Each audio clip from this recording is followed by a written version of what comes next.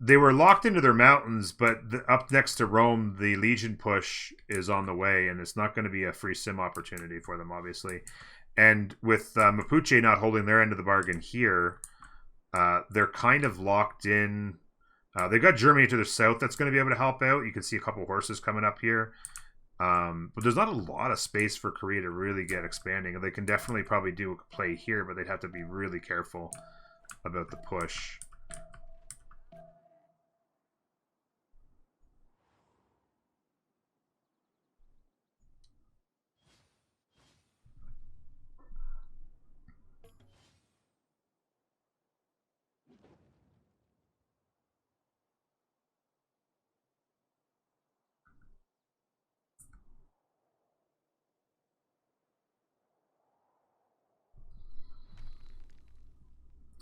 So yeah, you can see here, they were able to come in and take it the once, but then they took it right back, and there was just too much force with the two horses and all these archers to hold it. There's a horse coming online here to match these horses. They're going to have that. They did make this guy a swordsman, as I said earlier. They're going to want to get that promoted guy online. And again, that's the value of promoted units. Normally, everybody'd be like leveled 2 or 3 times, and it would be like, oh, it doesn't really any of them. But a leveled unit versus a non-leveled or promoted, I should say, unit is a big difference. Von Rick, I feel like the left team has gone way too late game and are paying for it. It's possible. I mentioned actually earlier, I was talking as we were approaching the change of era that actually we had a break because somebody got disconnected. And I was mentioning how the TBD here on the right, which is team 1, was much wider. They had gone much wider, much more quickly. Now, he hadn't done so here. He was still only 3 wide, but he's 5 wide here now. They're already 6 wide over here in Cornuland, and not very wide here. And then Rome, like I said, is 5 wide, going towards 6 wide. Although they're going to want to be careful they don't lose this. They're going to have to bring him back in, I think. Oh, he's last moving, first moving. He just last moved, and he's going to first move, settle on the corn, or on the wheat. He's going to first move, settle on the wheat right now.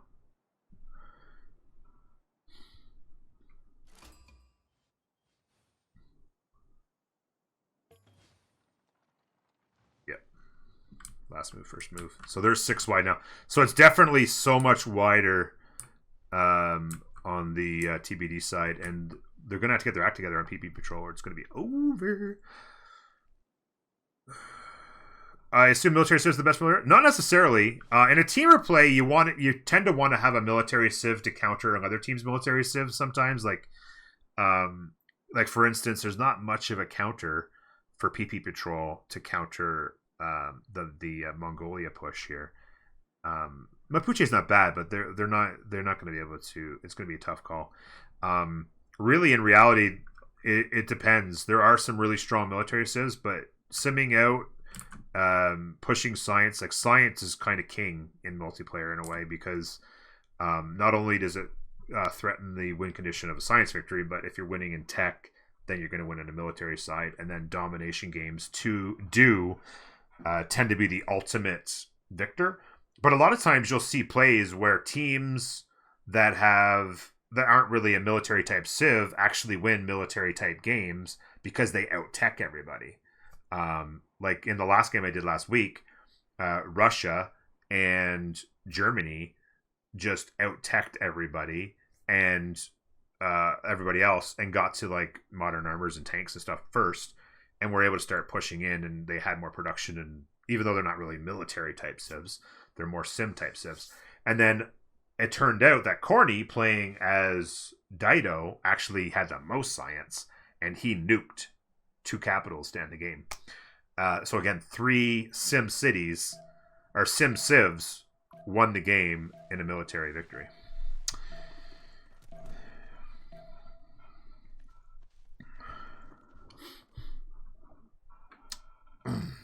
Science very important. Economic civs and culture civs, China, Kree. China did not get banned, and they did not get picked. Kree got banned, and that's it. Pericles did not get banned either; just wasn't picked.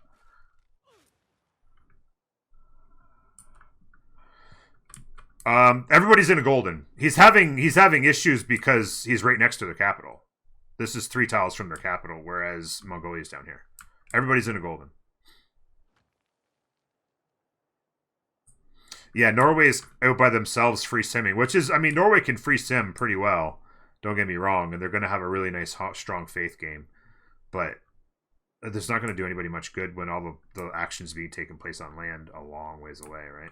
So the Legion push that almost took down Gwangju over here in Korea has been pushed back. Some horsey help from Germany, along with a horse of his own, has repelled that. There is more Legion play underway, but they're going hard on builders right now, so they're simming it out a bit. We'll have to see what happens there. Nice volcano here as well for the Romans. Be very contentious through these mountains over here. But speaking of contention, this is a bit of a standoff at this point. Yeah, what's going on with the Norway thing? Just out of curiosity, because I'm surprised that both Corny and Rage haven't expanded more than they have. Like, well, Corny's at 6 civs. He's wide for this point in the game. 6 seems very wide. He's actually getting another settler going now. He has gone free inquiry, so he's got a big science boom. I'm gonna go ahead and say he's first. No, oh wow, Korea. I forgot about Korea. Yeah, he's like 22 science there. Korea's at the 54 science. He's getting his boats online here though, so that's really good. But yeah, it's Norway's lack of width is the surprising part to me. It feels like Norway is not getting wide enough fast enough. Only at 4, I would completely agree with that. Yeah, because Russia's 6 wide, Russia's 6 wide, Rome is 6 wide, and Corny in Indonesia is 6 wide. However, Germany is only 5 wide, Korea is only 5 wide. Obviously, it's only 2 left for Mapuche, so there's definitely a width. There's certainly less girth over in PP Patrol. Speak of the devil, Norway just got their 5th. Oh yeah, I saw the settler on the way over here. He crossed over and got that city in there. Good. But either way, though, like I'm just surprised that because like Norway and even like Corny has 6. Like, don't get me wrong, it's good. I'm surprised that he has so much room to just like sprawl, right? Yeah, I think he's going to continue to sprawl, but he wants to get his science going, so he's got a couple campuses. Yeah. He needed to get his harbors online because of free inquiry, and he's getting his lighthouses for trade routes. He's got his government plaza going. So, where's his government plaza? Right here, by the way. Okay, not bad. So yeah, campus is going online. It's going to boost that one there. I don't know where to put the other campus. Is there any?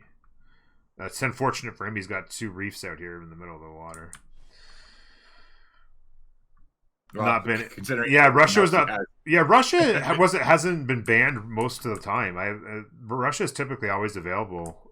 They're very spawn specific. Like if they don't get an awesome spawn, sometimes they're good, but they're not crazy, right? They are making an Oracle play right now. But yeah, it seems the meta seems to be the same civs getting banned every time. Like Zulu gets banned, Scythia gets banned. Obviously, the 2 Catherines. It was interesting to see Cree banned with Ethiopia this time, and then like I said, I think the Cree thing was more specifically because I'm not sure which player on TBD loves it, but yeah, I know like they play it regularly, so I think it was like they know how powerful they are with it. Yeah, that it was kind of strategic more so than the meta. Yeah. And then obviously, who else? Mansa Musa got banned. Victoria for their science productivity skill and that. And then Japan is an obvious. Japan got banned in the second banning session, and then Daito. 6? Yep, they do have 6. So that would have been. They must have sneaked out the back. They are in free inquiry. They must have grabbed a settler out of Stavanger and sent one down here to Bergen. That's a good eye. Turn 37 culture win. Oh, with Catherine. Yeah. That's why they get banned. Yeah, that's why they always get banned. Yeah, I've seen that before. Not that specific clip, but I've seen that they're broken. They have to be banned because they're broken. Yeah, like they most likely will be modded for the. Yeah, exactly. They'll get modded in the BBG. I can only imagine. because it's that way they don't now, need to be. Where it is, it's just like if they spawn close to them like that team that lost the 37 turn win, they just weren't expecting it. I don't know how they weren't expecting it, because they like were close by. They could have stomped her and got her done, because you have to have, like, to do that strategy effectively, you literally can't invest in military at all, even with your whole team funneling you. But then the odd chance that she doesn't spawn near somebody, it's game over, right? So that's why they'll always be banned until the next season at least. Mm-hmm. Rage has founded the city of Candy. Where was Candy?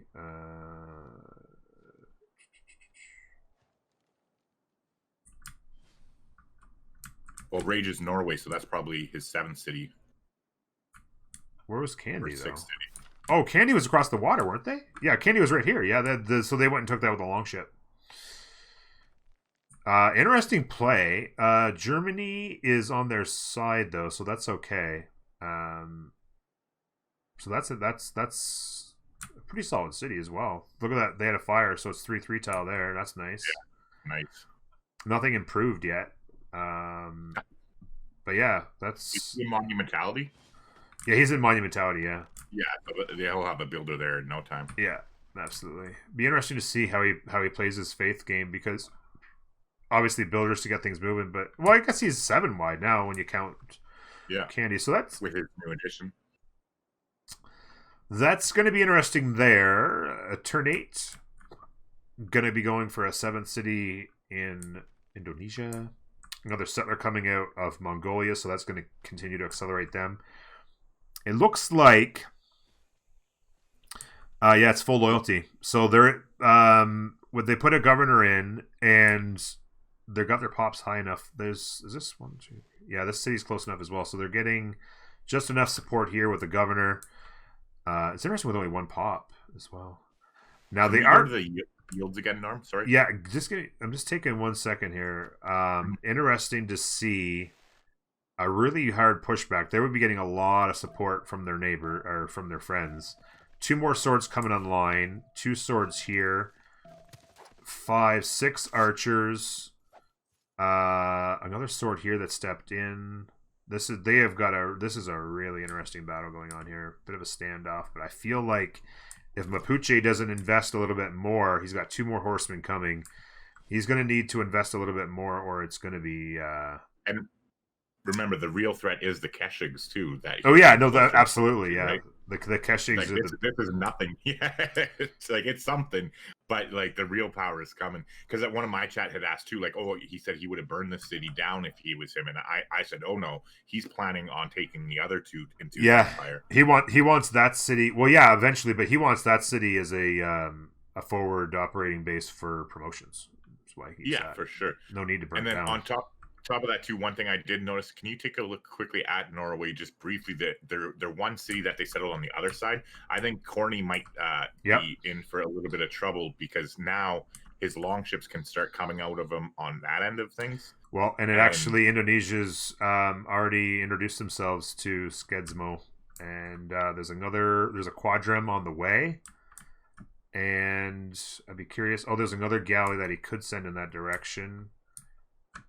Yeah, it's just that's why I was asking about the faith before, because he wants his faith for boats. He doesn't have a high enough faith output right now, because he doesn't have any holy sites or anything, right? So it'll be interesting to see how that naval side transpires, especially as Rage gets more and more cities out on that side of the coast. Oracle online in St. Petersburg. Let's take a look at Crate People real quick. Admirals, there's a fight for admirals right now. Currently, it looks like they must already have one, do they? He's already got a great admiral, and he's looks like he's going to get to the second one as well. He'll probably, because he's going at 8 a turn versus 2 a turn, so I would have very much imagined that Indonesia will be doing that. So I didn't. Norway runs a project if he has any. Yeah, he could run a project, but that would be his only option, because he's getting. Is it the admiral that gives the fleet? Because that one's that's like in the first 3, like that they're fighting over. Yeah, I'm trying to look for the admiral. I don't see. Oh no, like that. I don't. No, I know what you're saying. I'm looking for the admiral on the map right now. Oh, there it is. There it is, right there. Corny has a promotion. That's the one he has.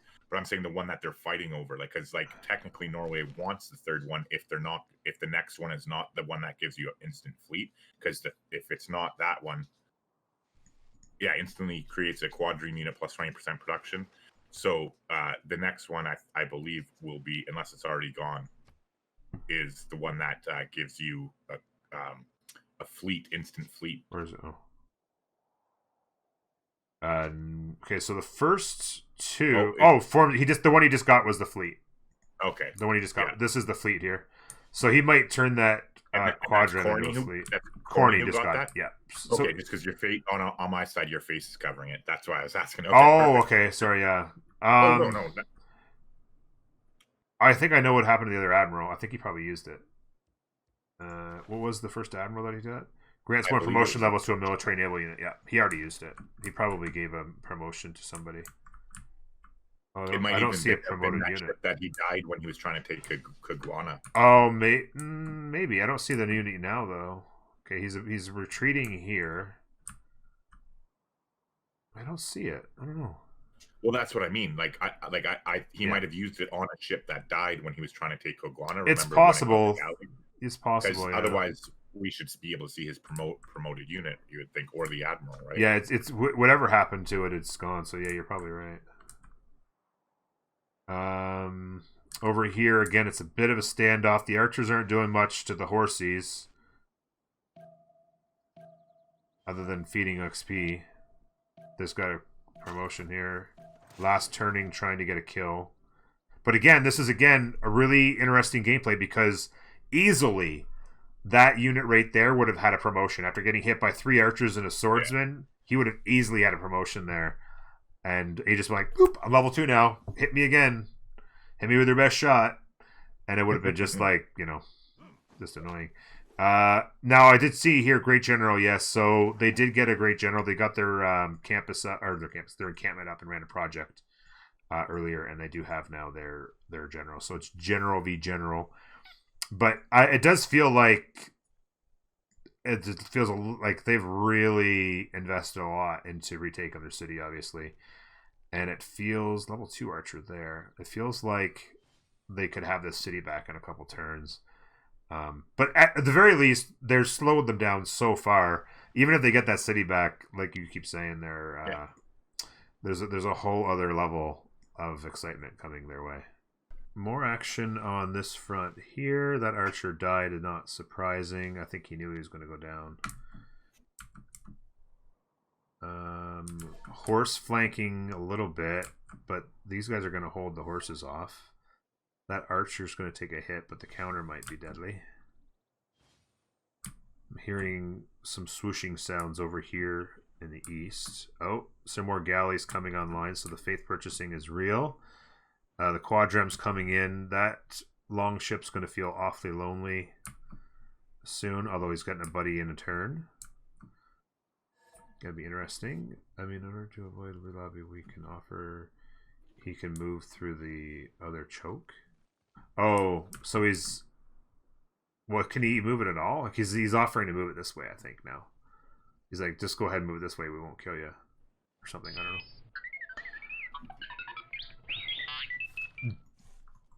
Did not see that one coming with the Prime. Thank you very much. Appreciate that. Welcome aboard. I appreciate the support. Means a lot. He can go ocean, yes. Well, and the thing is I didn't mean lonely as in he'll die, because he's standing there on purpose. Because he knows that. Oh, he's backed off here now. He knows that Norway has their special ability of getting into the ocean early, and so he's standing on that tile because he knows he can't get hit. He's already in the ocean. Yeah. So until he has cartography, the long ships can just taunt essentially. I wouldn't be surprised if he pumps long ships out of here and lines them up on the ocean tiles right here. And so he'll retreat with his galleys to protect his land until he can get in the ocean himself. Simultaneous turns. Yeah, it's simultaneous turns. So the timer just ended. It's just flipping over turns. You'll see the movement from the city states and stuff like that.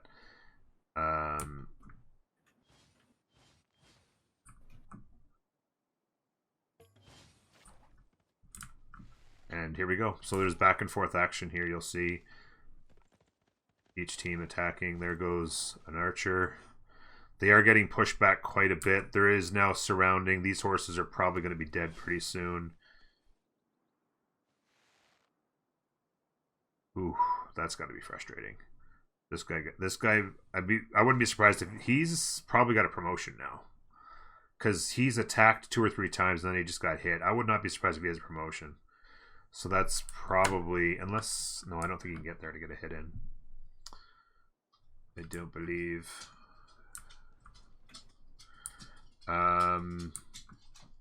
Just taking a look here. So they haven't gotten any wider there. They have gotten wider in Russia. Olonets has been founded over on this volcano, so they've kind of claimed this land on the other side of on the other side of this mountain pass. So Germany is squeezed in pretty tight. I wouldn't be surprised if Germany was like, "Hey, Norway, I kind of wanted candy." I'm not really sure why they wouldn't have, like, they probably wanted to keep Preslav, but Norway could have taken any one of a number of civs. Why they would have wanted, I'm not really sure why. I'm not really sure I like that idea, but Germany was probably like, yeah, go ahead, bro. Rome 2, 4, 6, 7 wide as well. Like I said, Indonesia's pushing towards 7 wide. Korea is still sitting at 5 with their city over here they've gotten online. They are pretty blocked in. There's nothing really here much worth spawning, and it's very vulnerable if Mapuche falls. I'm not sure if he's going to want to come over here and defend against 2 opponents. I don't believe. So Korea is quite boxed in, as is Germany. Yeah, I would say that PP Patrol is a little bit upset about their map block. They already used their token to get rid of the last map, and now they're probably asking themselves, why me? Because, like I said, you can see here, there's not really a whole lot more space, right? This mountain range is blocking them in. City-states and stuff up here, and some more mountains. Rome's got them boxed in. Crappy land to the north. I'm guessing Rome... Actually, Rome has just settled the city... well, city's been up a little while. This is the new city they settled. But they're going to want to get to that city too, I'd imagine. And they're probably safe to do so. Oh! All right. And there we go. So it flipped to loyalty. This time, what I would assume that he's going to do now is it's going to be a race to see who can take that city, because I would assume that the Mongols are going to take it and burn it down this time. But again, it's all going to be a matter of who can do it first and who can finish off with the city in their possession. And I think that's what's going to be the game plan. We'll have to see how it happens here. You can see that also he's pivoted to the north there and is going after Nag Mapu. Like I said, I saw the vulnerability there. He's doing it even before the Keshig push, which is even scarier, to be completely honest. Now that he's opened up the second front here, like, I'm sorry, but it's all over for who is controlling them. For under the gun is kind of under the bus at this point. It's lights out here, and like they're not going to be long for this world if they can't get a settler out to go kind of run away somehow. But time will tell. And that second city is about to drop. I would be surprised if he burned that second one down, but he might burn the first one down. It will be interesting to see how this next turn goes, because basically it's all going to come out to who moves and who takes those cities first. So Norm, as you can see here, when you were gone, he flanked and took the second, or is about to knock down the second city to the north of Nag Mapu. Oh, wow, yeah. So as I was saying, the southern city flipped, and now it's going to be a race between who can take it first, because I'd imagine Genghis will burn it now. Like, that it's flipped. I'm assuming he's going to take it and burn it and just wait for his Keshigs. But then I was talking while you were gone the first time that I expected him to flank Nag Mapu with his Keshigs, but he's doing it even sooner with his general and his horsemen there. Yeah. So, like I said, with him opening up that second front, I was just saying, I made a little pun that under the gun is kind of under the bus at this point, and I don't think he's going to be getting up anytime soon. Yeah, I don't think there's a way for him to save that city. He might be able to save his second city here. If he gets inside of it fast enough. If he can take it and keep it with his upgraded he just backed away. Because there was a last move available. And he knew it. He knew there was a last move available. Yeah. Whether or not he burns it or not, I don't know. Maybe he's confident now that he's going to take Nag Mapu, that it's kind of the writings on the wall, and so he's going to try and keep it again and just keep retaking it. Yeah, it's interesting. It's very interesting. I thought it looked like they were in pretty good shape, but that flank, the flank opening up. Yeah, for a while there though, it looked like Mapuche just had a ridiculous amount of swordsmen and stuff. He took it, and he might keep it because if he feels like he can keep it now on both sides. Mm-hmm.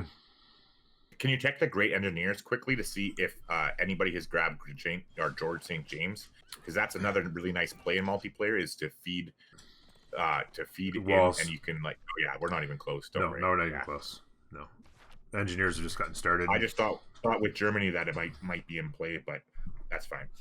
But yeah, so I would expect him to keep both of those cities now and just keep retaking Puel Mapu, and literally just wait until the Keshigs get there, and then it's lights out, and it's all she wrote. Like even with ancient walls coming up in the capital there for Mapuche, like they won't be able to do anything against the Keshigs, like because they can flank them on and come around on the other side, and it's not going to take him long. They can also take. Because they can carry civilian units, they can literally carry a freaking siege tower at full speed back to the front line. And those walls, even medieval walls, don't really stand much of a chance. One thing to keep in mind, though, is this doesn't necessarily say right off PP Patrol, even though it obviously hurts. No, not at all. Because Mapuche wasn't necessarily a win condition. They were probably culture defense against Russia. But it's not like Mongolia getting wider with these cities is going to be a win condition. That's just one civ down, right? There's still a play to be had if they do a good job anyway. Like Korea can still sim hard, Norway can still sim hard, Germany can do Germany things. There's no reason why they'll necessarily be out. The one thing that it will probably be the biggest disadvantage is diplomatically. It doesn't look as though a settler got out the back door here at any point. And so it's unlikely that they'll be able to sorry, words are escaping me. It's unlikely that they'll be able to stay in the game, which means they won't be gaining diplomatic favor to feed into diplomatic Congress events. So they might be owned on the Diplo events, which is going to be probably the trickiest part of this whole thing. But let's not write them off yet. Let's just keep on feeling it.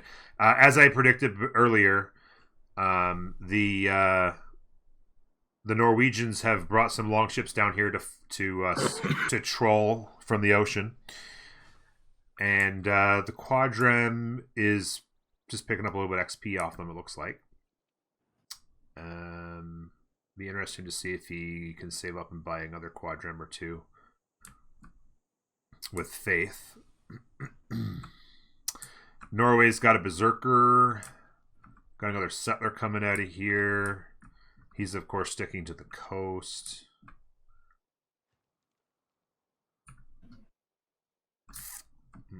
Be interesting to see what the plays were. I also saw up here earlier Korea. Yeah, Korea got another city up here. They went and spawned, or settled, I should say is a better word. Settled a city on this volcano, and they've got science in the capital or in the city center, and they've got science on their second tile. They have a 4-2 tile, so that's going to be a really good city. Of course, they brought a lot of units with it to defend. Rome's been mostly free simming. They did a little bit of action down here in the south with some legions, but they've mostly been free simming. And so looks like they're pre-building some knights in the north here. So pre-build on knights could be a counter. They're going to want to get the crossbowmen. They have, geez. Yeah, oh my god. So you can tell, obviously, be interesting to see. I'll take a look here on the next turn, maybe. What kind of a play, because obviously the archer pre-builds will work nicely with the Hwacha. And so it'd be interesting to see if they can make a play on those. Getting to defense, because if they can defend themselves and get enough cities, those Hwachas are absolutely strong enough to take down cities with a couple of melee units. Oh, for sure. Those things are pretty badass. So, and they do have a general, actually. They actually for the right era. Let's see where that general came from here. Yep, just came online. Medieval Renaissance. So it's you're not going to want to push Korea right now. The Faith Gives Science adjacency bonus went to Russia, so that's a nice play on them. They also have their first great writer. Oh, second great writer. Third great writer. Holy shnikes.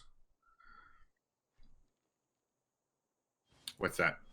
3 writers. Russia's got 3 writers already. Yeah, because of that Oracle play, right? Oh, yeah, Oracle play was probably why they got so quick. They just actually picked up one more, so yeah.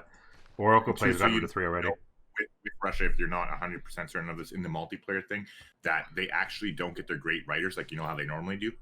They only get that bonus if you have a theater square in your city. So that's why I'm assuming he probably has a couple of them going at the moment. Mm-hmm. Not that that's a bad idea in general, but just specific. Mm-hmm. Yeah, it's really at this level of multiplayer, everybody. I just said they're going to want to get those guys up to crossbowmen, and they've gone and done so. So they'll be under great defense on that edge.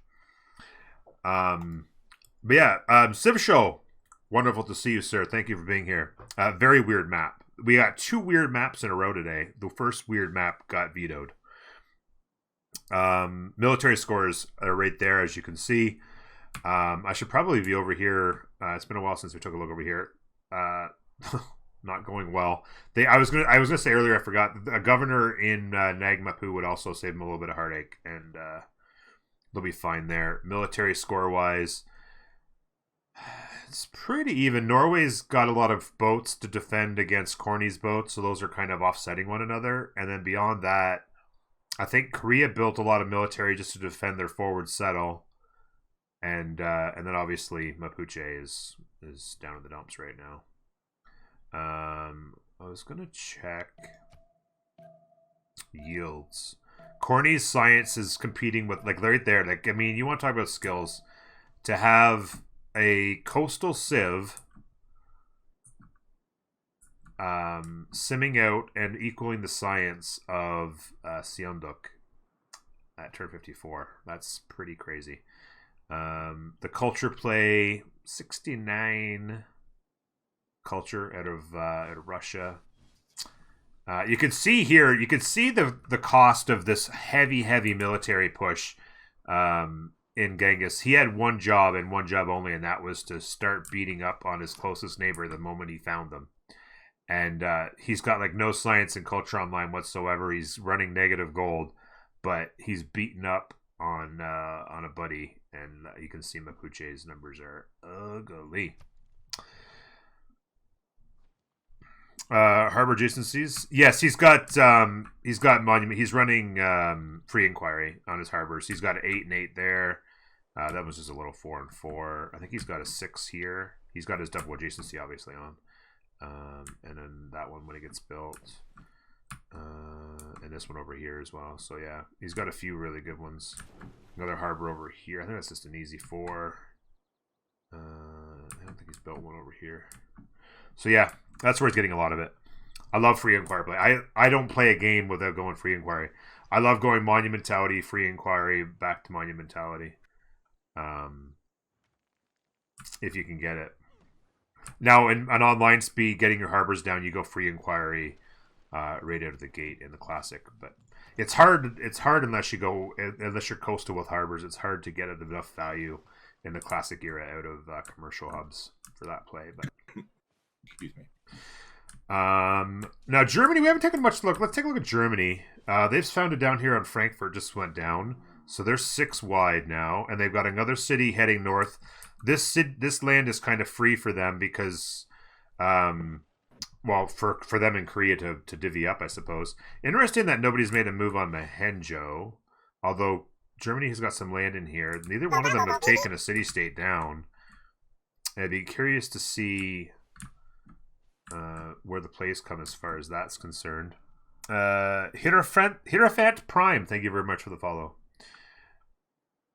Interesting. That's the other thing I want to take a look at when I went to Germany, and I got sidetracked. Let's take a look at what we've got for Hans's.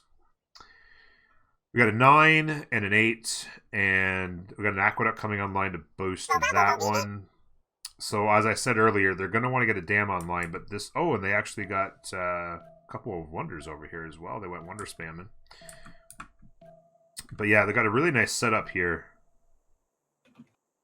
in the Hansa commercial hub for these two. Didn't quite get a... Well, they're going to have another commercial hub, Hansa. It's always nice if you can get at least 2 cities having fun, but whenever you can get like 3 cities in a triangle with Germany on a nice river...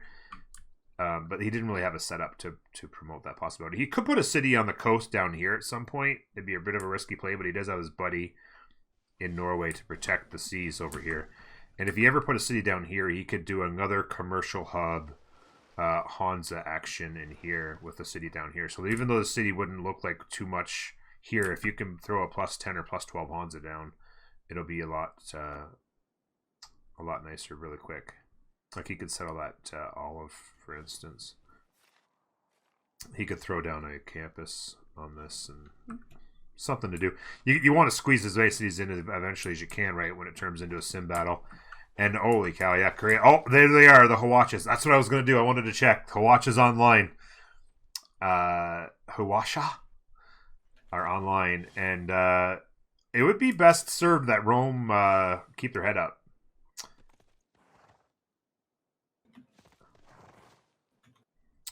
And they have the scientist that heals units as well online. That's an epic freaking pickup on their part. Yeah, so that's going to be nice. Germany is powerhouse late game. They can't NC. They get powerhouse late game absolutely. As their Hansas come online, you double those adjacencies up, and you can grind out a lot. Even militarily, you can just grind out military units. Because Rome, I tell you, Rome is isolated up here, right? Like we're like, okay, they got lots of room, but they're also they're also isolated, and Korea and Germany could make a play on them. Well, Korea, I mean, they have a lot of options to get some productivity on. If he gets going, he has a lot of mines. He hasn't focused much on builders yet, and he has a lot of cities. And here he has, and you can see here the science coming online with the mines. He needs to get another mine here. This one probably just got destroyed because this mine will equal another adjacency on this campus, because every 2 mines gets an adjacency, right? So that'll equal 4 adjacency in the campus. Well, 8 when you double it, and then a science as well. Again, some more hills and stuff that haven't been dealt with. Some mines in here. He's not super productive, but he's done well and focused well. Certainly feels like Germany's got their land up and running a bit better as far as builder focus. A lot more builder improvements. Rome was free simming for a while, but they still have left. I mean, look at this. This is just a casual 7-3-2. And a 5-5-3 and a 5-4 and a 5-3. Not too shabby at all. I mean, that city will do if you got to have a city. What's he running a project on? Campus? I'm surprised he has Moksha there. He's trying to get a general. There for the damage, like, for the one where you get extra production, then you don't get damaged. Yeah, he just wasn't in his play, in his moves, I guess. Yeah, he probably had going in. He probably had his opened up with Moksha Mind, most likely. Yeah, he probably had Moksha open for culture, and then. But even with Rome's culture, you would think that would be almost unnecessary. Yeah, right? It depends. It depends on the team strategy too, because it might be his job to out-tech everybody on the culture tree to give everybody the boost, right?